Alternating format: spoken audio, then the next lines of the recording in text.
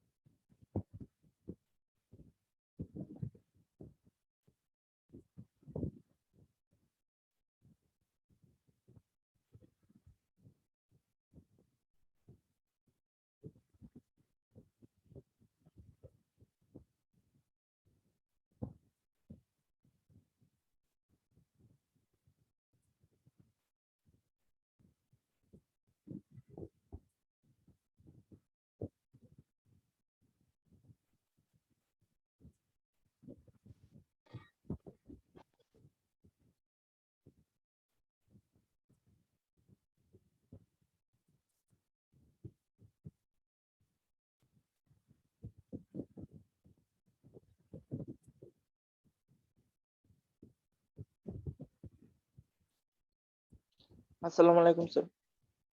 ইসলাম।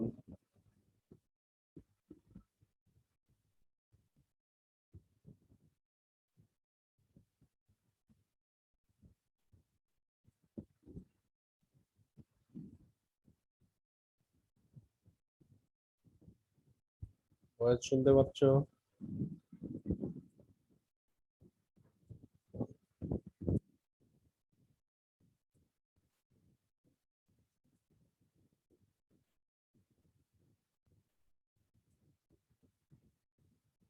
Voice শুনতে পাচ্ছ? জি জি sir. Sir. আমাদের পরীক্ষার সিলেবাস মনে আছে? জি স্যার, এক জি স্যার, থেকে চার। প্রথম 4টা অধ্যায়। যেহেতু সিলেবাস সংক্ষিপ্ত হয়েছে এই জন্য প্রথম 4টা অধ্যায়ের তো পরীক্ষা হবে। স্যার কোনটার স্যার উপর আমাদের তো পরীক্ষা মনে হবে? হয় আর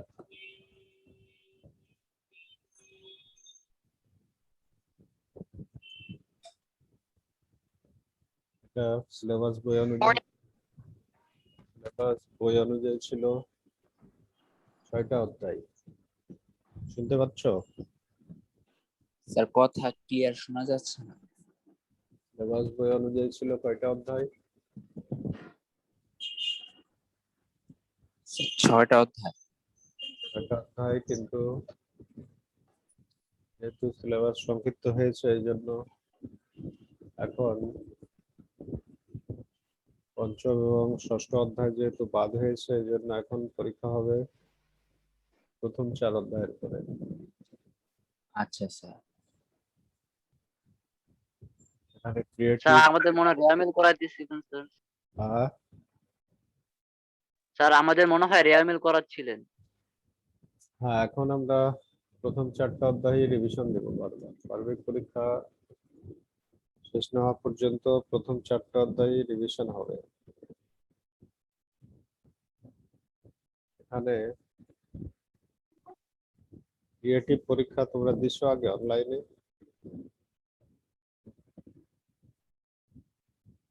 ক্রিয়েটিভ পরীক্ষা দিয়েছো?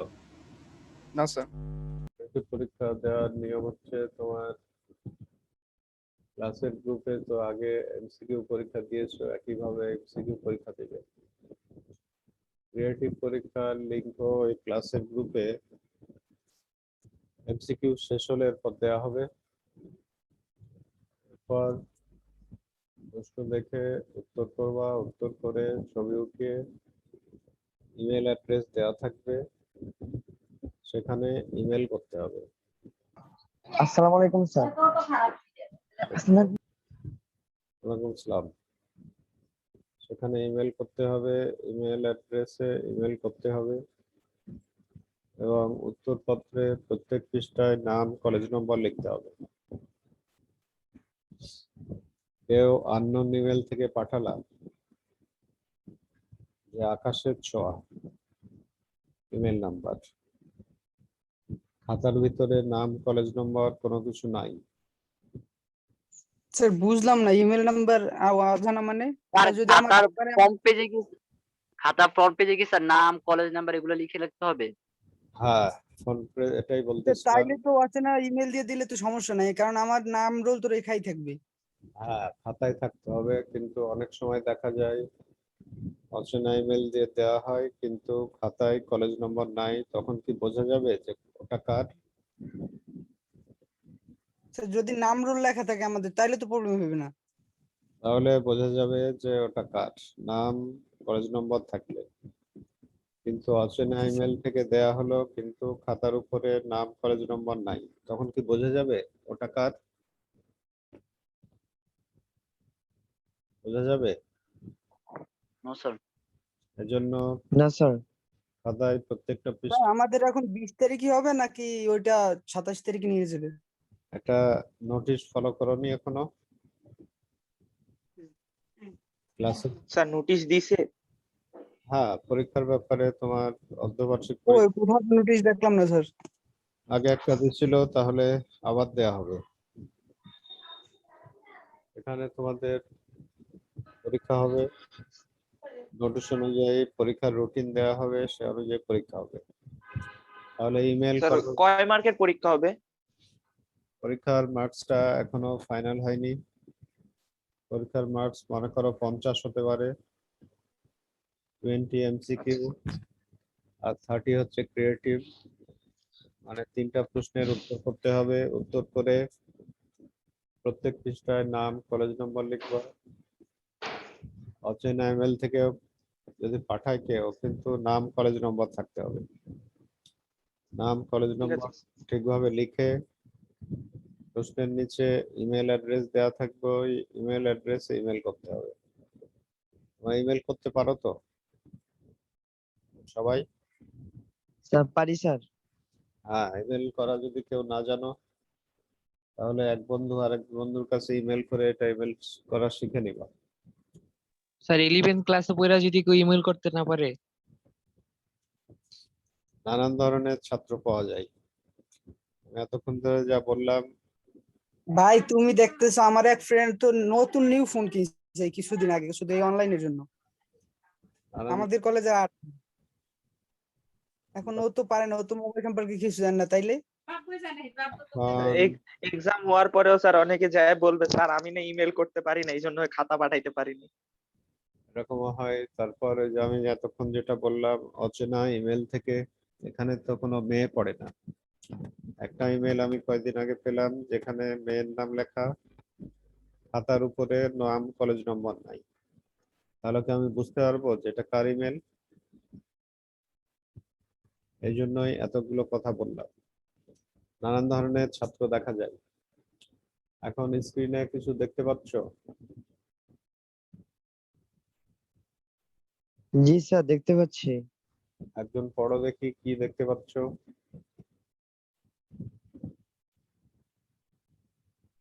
আর তোমাদের অ্যাটেন্ডেন্সের উপরে কিন্তু 10% নম্বর যোগ হবে। কিন্তু অ্যাটেন্ডেন্স এখন পর্যন্ত ভালো না, এখন পর্যন্ত মাত্র 16 জন উপস্থিত। এই বার্ষিক পরীক্ষার সাথে তোমাদের 10% যোগ হবে, এটা মনে রাখবা। অ্যাটেন্ডেন্স খুব জরুরি। আচ্ছা, 1 তারিখে দেখতে পাচ্ছ যে নগদ নিয়ে আসলো 1,50,000, মজুদ পণ্য 20,000, আর ঋণ নিয়ে আসলো 20,000 টাকা। ঋণ নিয়ে ব্যবসা শুরু করে। এখানে মূলধনের ইকুয়েশন মনে আছে? মূলধনের ইকুয়েশনটা মনে আছে? মূলধনের একটা ইকুয়েশন আছে, মূলধন সমান সম্পদ বিয়োগ দায়। এখানে যে ব্যাপারটা দেখো, এখানে ঋণ উদ্বৃত্ত বলেনি, এখানে বলছে ঋণ নিয়ে ব্যবসা শুরু করে। ঋণ নিয়ে যখন ব্যবসা শুরু কথা বলবে, তখন 20,000 টাকা পাওয়া গেলে নগদ টাকা হয়ে যাবে 1,50,000, আর ঋণের টাকা নিয়ে আসলো 20,000। তাহলে তার টোটাল নগদ কত হয়ে যাবে? 1,70,000। 1,70,000। মূলধনের ইকুয়েশন হচ্ছে তুমি শুরুতে যা যা নিয়ে আসবা তার যোগফল থেকে ঋণ যদি থাকে ঋণ মাইনাস করবা, তাহলে তোমার মূলধন হবে। তাহলে এখানে নগদ নিয়ে আসলো 1,50,000 টাকা, মজুদ পণ্য নিয়ে আসলো 20,000, আর ঋণ করার কারণে নগদ আরো 20,000 বেড়ে যাবে। এখানে লক্ষ্য রাখো যে এখানে ঋণ উদ্বৃত্ত বলেনি, মানে আগে থেকে তার যে ঋণ আছে এমন কোনো কথা বলে, বলছে ঋণ নিয়ে, মানে এই মাত্র ঋণ নেওয়া হলো। তাহলে নগদ হয়ে যাবে 1,50,000, আর 20,000 মিলে 1,70,000। মজুদ পণ্য নিয়ে আসলো 20,000, তাহলে টোটাল নিয়ে আসলো 1,90,000। সেখান থেকে ঋণের টাকা, এখানে যদি ঋণ উদ্বৃত্ত থাকতো, শুধু ঋণ উদ্বৃত্ত, তখন নগদ হতো 1,50,000। ঋণ উদ্বৃত্ত মানে তার আগে থেকে মানুষ টাকা পায়, তার কাছে ঋণ করে টাকা পায়, এটা হচ্ছে ঋণ উদ্বৃত্ত। আর এখানে বোঝাচ্ছে ঋণ করে টাকা নিয়ে আসলো, এই জন্য নগদ হয়ে যাচ্ছে। ভালোভাবে লক্ষ্য করো, 1,50,000 আর 20,000 মিলে 1,70,000। মজুদ পণ্য নিয়ে আসলো 20,000, টোটাল হলো 1,90,000।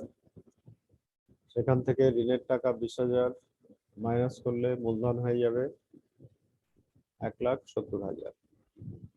3 ধারা নগদান বইয়ের বক্তব্য হচ্ছে যদি কোনো কিছু দিয়ে টাকা বাড়ে, নগদ বা ব্যাংক ব্যালেন্স যদি বাড়ে তাহলে ডেবিটে বসে, আর নগদ ব্যাংক ব্যালেন্স কমে গেলে ক্রেডিটে বসে।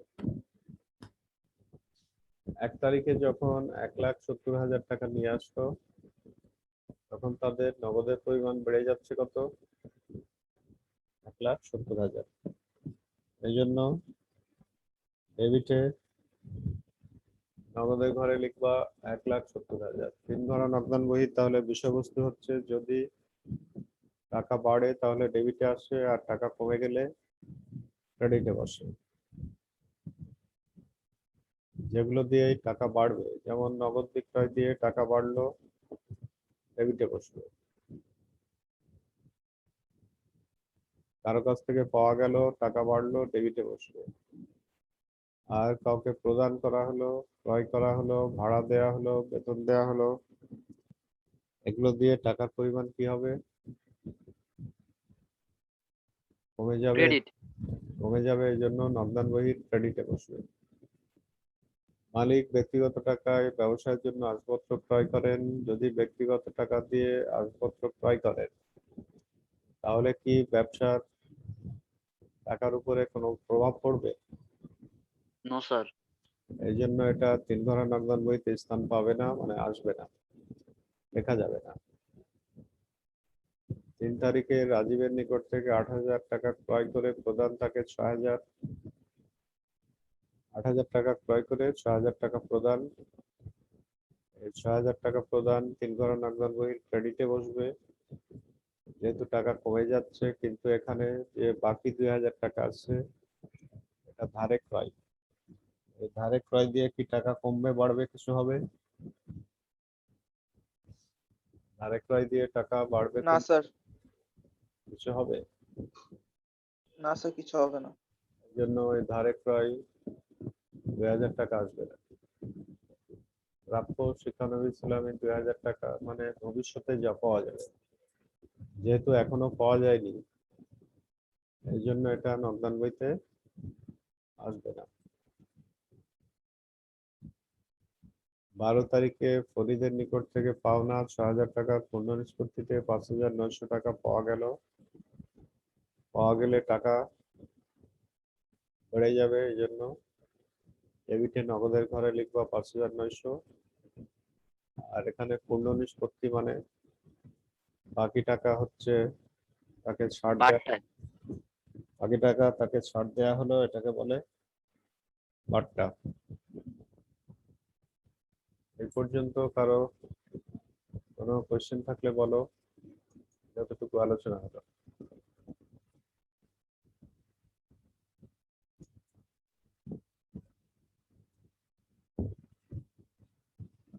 এই পর্যন্ত কারো কোনো প্রশ্ন আছে?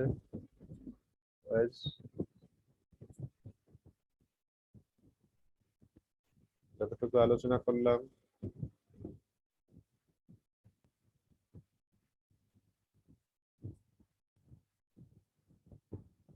এই পর্যন্ত কারো কোনো কোয়েশ্চেন থাকলে বলো।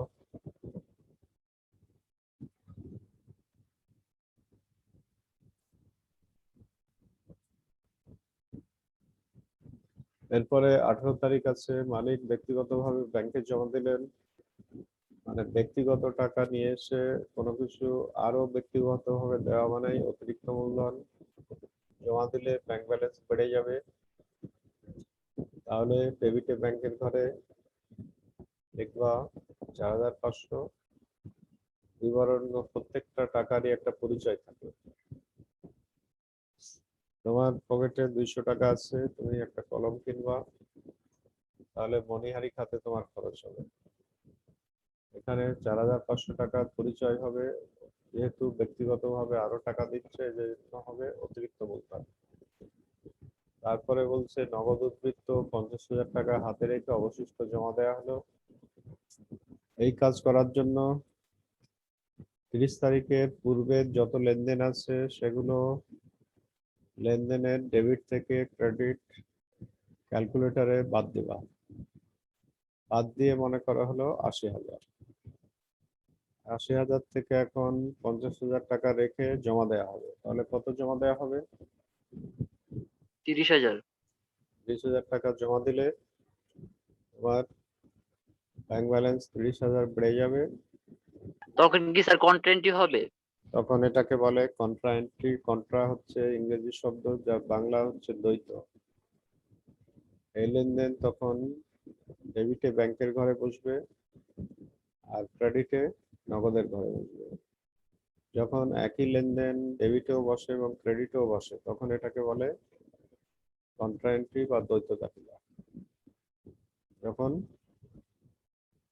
দুই দিকে বসে তখন তাকে বলে কন্ট্রা এন্ট্রি বা দ্বৈত দাখিলা। এবার তাহলে দেখো কয়ের উত্তর কেমন হচ্ছে। প্রারম্ভিক মূলধন কয়ের উত্তরে স্লাইড দেখতে পাচ্ছ বয়েজ? জি স্যার। এখানে প্রারম্ভিক মূলধন নিম্নরূপ লিখে তোমরা পরীক্ষা যখন দিবা তখন ঘরগুলো টানবা পেন্সিল দিয়ে, লিখবা কালো কলম দিয়ে।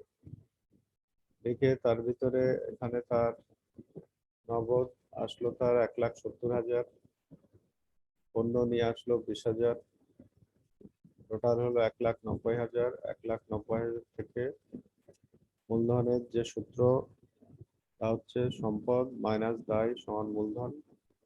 তার মানে শুরুতে যা যা নিয়ে আসবে তার যোগফল হলো 1,90,000। এখান থেকে দায় বা ঋণের 20,000 টাকা মাইনাস করলে মূলধন হয়ে যাচ্ছে 1,70,000। এখানে এই কয়ের উত্তরে কারো কোনো প্রশ্ন থাকলে বলো। স্যার প্রারম্ভিক মূলধন বের করতে হলে তো প্রারম্ভিক সম্পদ আর মাইনাস প্রারম্ভিক দায় করতে হবে, তাই না? হ্যাঁ, এখানে শুরুতে নিয়ে আসলো নগদ 1,70,000, পণ্য 20,000, তাহলে টোটাল তার স্যাক্রিফাইস কত? 1,90,000 নিয়ে আসলো। অন্যদিকে তার মানুষ তার কাছে পাই হচ্ছে 20,000 টাকা। এটা মাইনাস করলে প্রারম্ভিক মূলধন হয়ে যাচ্ছে 1,70,000। ক্ষয়ের উত্তরে ক্ষয়ে জিজ্ঞেস করছিল যে 3 ঘোড়া নন্দন বইতে যেগুলো স্থান পাবে না,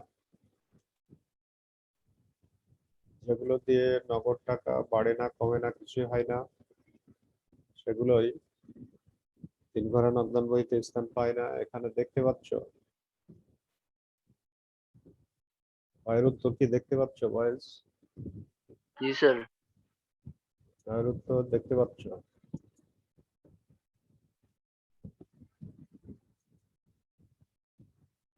যেগুলো স্থান পাবে না।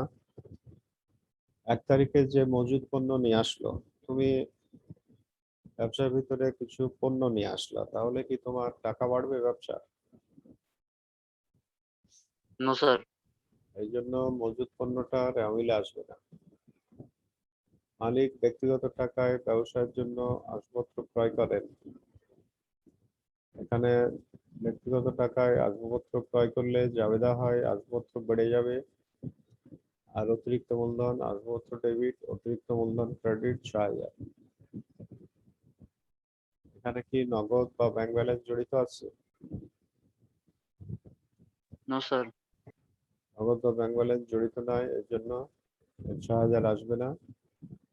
তারপরে ধারে ক্রয় ছিল, ওই যে পেমেন্ট ছিল, পেমেন্ট করছে টোটাল যে টাকা, টোটাল 8,000 টাকা ক্রয় করে প্রদান করছে 6,000 টাকা। তার মানে এখানে ধারে ক্রয় আছে 2,000 টাকা। ধারে ক্রয়ের জন্য যেহেতু পেমেন্ট করেনি, এটা দিয়ে কি টাকা বাড়বে কমবে কিছু হবে? কিছুই হবে না স্যার। যেহেতু কিছুই হবে না, টাকা যেহেতু বাড়বে না কমবে না, এই জন্য নকদান বইতে আসবে না। প্রাপ্য শিক্ষানবিশ সালামি 2,000, যেটা ভবিষ্যতে পাওয়া যাবে, যে সালামি ভবিষ্যতে পাওয়া যাবে এখনো পাওয়া যায়নি, তাহলে এটা দিয়ে কি টাকা বাড়বে কমবে কিছু হবে? এটা দিয়েও যেহেতু টাকা বাড়বে না কমবে না কিছু হবে না, এই জন্য এটাও 3 ঘর নগদান বইতে আসবে না। তারপরে দেখো গয়ের উত্তর। গয়ের উত্তরের ক্ষেত্রে 3 ঘর নগদান বই ঘর টানবা, ঘরগুলো বারবারই বলা হচ্ছে যে তোমার পেন্সিল দিয়ে টানা হবে আর কালো কলম দিয়ে লিখবা। তারিখ বিবরণ 53 পৃষ্ঠার রসিদ নম্বর আছে, বাট্টা নগদ ব্যাংক, আবার তারিখ বিবরণ 53 পৃষ্ঠা, ভাউচার নম্বর, বাট্টা নগদ ব্যাংক এইভাবে আছে 2 সাইড। 1 তারিখে এখানকার বক্তব্য কি যে যদি কোনো লেনদেন দিয়ে নগদ টাকার পরিমাণ বেড়ে যায়, তো বলছিল যে মূলধন মানে নগদের ঘরে কি লিখবো? যেহেতু শুরুতে উদ্বৃত্ত বলেনি, বলছে যে টাকা নিয়ে আসলো, এই জন্য মেয়ের 1 তারিখে লিখবা মূলধন। মূলধন দিয়ে লিখবা টাকা বেড়ে গেলেই ডেবিটে, আর টাকা কমে গেলে ক্রেডিটে। এই জন্য ডেবিটে নগদের ঘরে লিখলা 1,70,000। তাহলে নগদান বহির বক্তব্য কি? টাকা বাড়লেই ডেবিটে, টাকা কমলেই ক্রেডিটে। 1 তারিখে যখন নগদ টাকা নিয়ে আসলো তখন টাকা বেড়ে যাচ্ছে 1,70,000, এই জন্য ডেবিটে 1,70,000। 3 তারিখ আছে ক্রয়, ক্রয় করে প্রদান 6,000 টাকা, তাহলে নগদ কমে যাবে, এই জন্য ক্রয় লিখে ক্রেডিটে নগদের ঘরে 6,000। 12 তারিখে আছে মুরিদের কাছ থেকে 6,000 টাকা নিষ্পত্তিতে 5,900 পাওয়া গেল, যেহেতু টাকা বেড়ে যাচ্ছে এই জন্য ডেবিটে নগদে 5,900। আর পূর্ণ নিষ্পত্তি বললেই বাকি 100 টাকা তাকে ছাড় দেওয়া বোঝাচ্ছে। ছাড় দেওয়া মানেই বাট্টা। তুমি কারো কাছ থেকে 6,000 টাকা পেতে সে 5,900 দিল, আর 100 টাকা তুমি তাকে ছাড় দিলা, এটাই বসবে বাট্টার ঘরে। আর 3 ঘর নগদান বইতে খেয়াল রাখতে হবে যে মূল লেনদেন যেদিকে বসবে বাট্টাও সেদিকে বসবে। মূল লেনদেন যেদিকে বসবে বাট্টাও সেদিকে বসবে। এখানে পাওয়া গেল এটা বসলো ডেবিটে নগদে 5,900, বাট্টার ঘরে বসবে 100। 18 তারিখে ছিল তিনি ব্যক্তিগতভাবে ব্যাংকে জমা দিলেন। ব্যক্তিগতভাবে ব্যাংকে জমা দিলে ব্যাংক প্রতিষ্ঠানে ব্যাংক ব্যালেন্স বেড়ে যাবে। যখন ব্যাংকের ঘরে টাকা বাড়বে তখন ডেবিটে ব্যাংকে লিখবা, যখন ব্যাংকের টাকা কমে যাবে তখন ক্রেডিটে ব্যাংকে লিখবা। এখানে ব্যক্তিগতভাবে ব্যাংকে জমা দিলেন, তাহলে ব্যাংক ব্যালেন্স বেড়ে যাচ্ছে 4,500 ডেবিটে ব্যাংকে। বিবরণে লিখতে হবে যদি অতিরিক্ত টাকা নিয়ে আসে তাকে বলে অতিরিক্ত মূলধন। অতিরিক্ত মূলধন দিয়ে 4,500 লিখতে হবে। এরপরে লাস্ট লেনদেনে ছিল নগদ 50,000 টাকা রেখে অবশিষ্ট টাকা ব্যাংকে জমা দেওয়া হবে। নগদ 50,000 টাকা রেখে অবশিষ্ট টাকা ব্যাংকে জমা দেওয়া। এই কাজ করার জন্য ক্যালকুলেটর ধরো, ক্যালকুলেটরে লিখো 1,70,000 যোগ 5,900।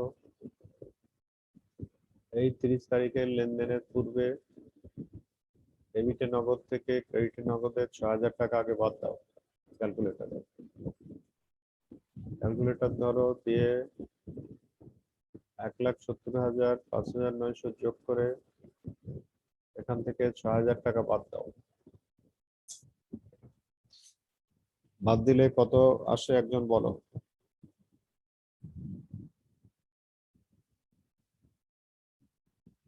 ডেবিটে নগদ 1,70,000 5,900 যোগ করে আর 1,69,900। এই টাকা থেকে 1,69,900 আছে, এই টাকা থেকে 50,000 টাকা ছাড়া বাকি টাকা জমা দেওয়া হবে। তাহলে 1,69,900 থেকে 50,000 বাদ দাও। এই কাজগুলো সবই হচ্ছে ক্যালকুলেটরে। 50,000 1,19,900। বাদ দিলে হয় 1,19,900। এখন 1,19,900 টাকা জমা দিলে ব্যাংক ব্যালেন্স বেড়ে যাবে। এর জন্য ডেবিটে ব্যাংকের ঘরে 1,19,900 টাকা লিখে বিবরণে নগদান খতিয়ান পৃষ্ঠা করে ক। আবার নগদ কমে যায়, এই জন্য ক্রেডিটে নগদের ঘরে 1,19,900 বিবরণে ব্যাংক খতিয়ান পৃষ্ঠা করে ক। ব্যাংক ব্যালেন্স বেড়ে যাওয়ার কারণে ডেবিটে ব্যাংকে আসলো, আর নগদ কমে যাওয়ার কারণে ক্রেডিটে নগদে আসলো। এভাবে লেখার পর ব্যালেন্স বের করতে হবে। ব্যালেন্স বের করার নিয়ম হচ্ছে যেদিক বেশি সেদিক যোগ করতে হবে। 1,70,000 আর 5,900 যোগ করে 1,75,900, 4,500 আর 1,19,900 যোগ করলে 1,24,400। এই টাকায় অপোজিটে লেখা হলো 1,75,900, 1,24,400। এই 1,75,900 থেকে উপরে 6,000 আর 1,19,900 বাদ দিলে ব্যালেন্স সিডি বা হাতে নগদ হয়ে যাচ্ছে 50,000। আর 1,24,400 থেকে উপরে যেহেতু কোনো টাকা নাই, এই জন্য 0 টাকা বাদ দিলে ব্যালেন্স হয়ে যাচ্ছে 1,24,400। এই ব্যালেন্স সিডি হবে মাসের শেষ তারিখে, মার্চের 31 তারিখে ব্যালেন্স সিডি। এটা আবার পরের দিন লিখবা এপ্রিলের 1 তারিখে লিখবা ব্যালেন্স বিডি। এখান থেকে কোনো প্রশ্ন আছে তোমাদের? বয়েজ, যা আলোচনা হলো তখন এগুলো থেকে কোনো প্রশ্ন থাকলে বলো কারো।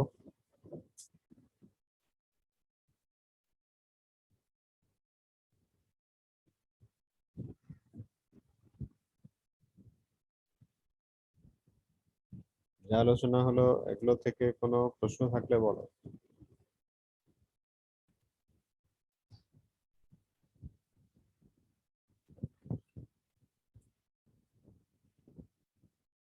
$10,475 সামিন,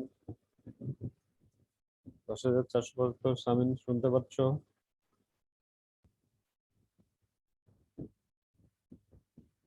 হ্যালো সামিন, শুনতে পাচ্ছ? স্যার কোনো কোশ্চেন নেই। আচ্ছা, তাহলে তুমি আনসার করলা। তুমি এখন 1 তারিখ থেকে বলো দেখি 3 ঘরা নগদান বইয়ের কোন দিকে কিভাবে কি আসতেছে। তুমি কোন গ্রুপে ছিলে আগে 9-10-এ? জি স্যার। সামিনকে বলতেছি আমি। সামিন, সামিন শুনতে পাচ্ছ? স্যার এখন শুনতে পাচ্ছি স্যার। স্যার সামিন তো আমাদের পুরানো ছাত্র। 10,000 Samin you sir? Yes sir.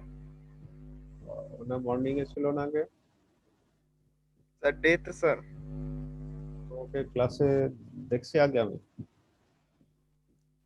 Sir এখন দেখতেছেন না দেখে চিনতেছেন না স্যার, আপনার ক্লাসই তো করছি স্যার। না না, আমি বলতেছি আগে ক্লাসে উপস্থিত ছিল তুমি এই যে দিবাশাখা কলেজের ক্লাসে কোনোদিন? ইয়েস স্যার, ছিলাম ছিলাম তো স্যার। আচ্ছা, তো যাই হোক, এখন তুমি 1 তারিখ থেকে একটু বলো দেখি 3 ঘরা নগদান বই কোনটা, কেন, কি কারণে হচ্ছে, কোন দিকে কোন টাকা কেন? স্যার মেয়ের 1 তারিখে হচ্ছে কি স্যার মূলধন হিসেবে আসবে হচ্ছে কি স্যার 1,70,000 টাকা, যেহেতু স্যার মালিক স্যার মূলধন হিসেবে আনতেছে। নগদ টাকা এবং ঋণের টাকা যোগ হয়ে স্যার 1,70,000 টাকা আসবে। আচ্ছা, ঋণের টাকা সবসময় যোগ হয় না, বলো তো কখন যোগ হয় আর কখন হয় না?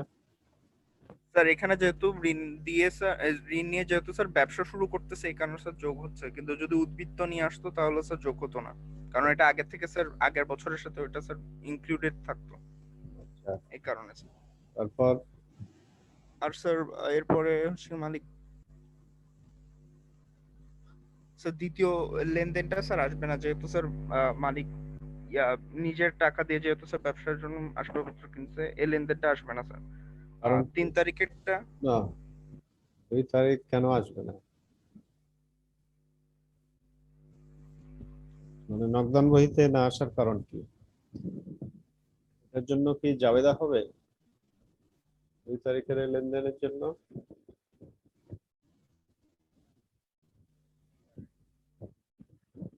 2 তারিখের লেনদেনের জন্য জাবেদা হবে? জাবেদা হবে ঠিকই, কিন্তু বলো যে যেহেতু তোমার এটা দিয়ে নগদ বাড়তেছে না, আসবাবপত্র ক্রয় করলে কি বাড়বে? সম্পত্তি বাড়বে স্যার। আসবাবপত্র বাড়বে, তাই না? এখানে তো নগদ বাড়তেছে না, এর জন্য নগদান বইতে আসবে না।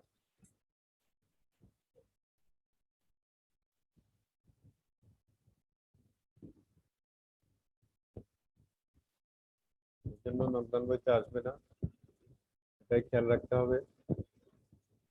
এরপর অন্য একজন বলো, এরপর হচ্ছে 12,677 শিমুল আহমেদ। শিমুল আহমেদ শুনতে পাচ্ছ তুমি? শিমুল আহমেদ, জি স্যার। 3 তারিখ থেকে বলো তুমি 3 গড়া নগদান বইতে কোনটা কেন আসতেছে, কত টাকা আসতেছে?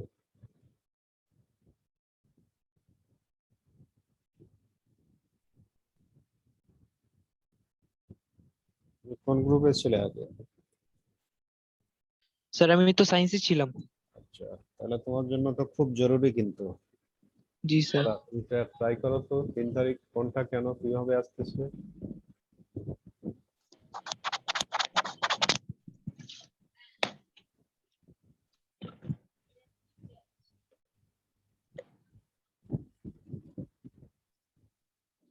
তিন তারিখটা নগদান বইতে কোনটা কেন কত টাকা কোন দিকে আসতেছে পারবা বলতে? ওকে, তাহলে যারা অংশগ্রহণ করলা তাদেরকে ধন্যবাদ, এবং চেষ্টা চালাবে, না হলে কিন্তু পরীক্ষা খারাপ হবে এবং কোনোভাবেই ভালো করতে পারবে না। যদিও যতই তুমি বাসায় মনে করতেছো যে বই তো থাকবে, আমার আর চিন্তা কি, এই পদ্ধতিতে ক্রিয়েটিভে ভালো করা যায় না, কারণ ডাইরেক্ট বই থেকে হুবহু কোনোটাই পাবা না। তোমার যদি না জানা থাকে তাহলে উত্তর করতে পারবা না। ঠিক আছে, যারা অংশগ্রহণ করলা সবাইকে ধন্যবাদ।